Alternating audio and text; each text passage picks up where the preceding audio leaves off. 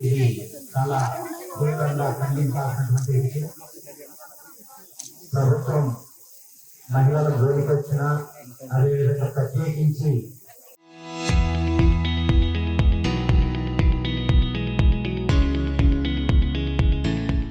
ఆదివాసీలకు అన్యాయం జరిగితే చాలా తీవ్రంగా పరిగణించడం జరుగుతుంది.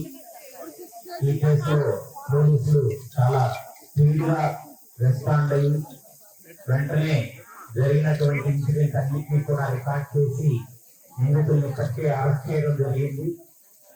అదేవిధంగా ప్రభుత్వం నుంచి స్ట్రిక్ట్ ఇన్స్ట్రక్షన్స్ ఉన్నాయి. ఇలాంటి ఇన్సిడెంట్స్ లో ఎటువంటి లీనియన్స్ లేకుండా తీవ్రంగా తీసుకోవడం జరుగుతుంది. మహిళలు కానీ గిరిజనులకు కానీ అన్యాయం జరిగితే ఊడిపోయేటువంటిది చాలా గట్టిగా చెప్పడం జరుగుతూ ఉంది.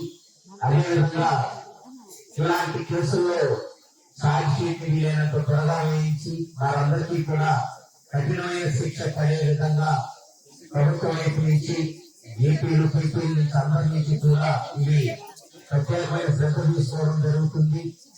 అలాగే బాధిత కుటుంబానికి కూడా మనకు ఎస్సీ అట్రాసిటీ ప్రకారంగాను అలాగే ఇంకా ఏమి సహాయం చేయొచ్చో కూడా మేము ప్రయత్నం చేస్తాము.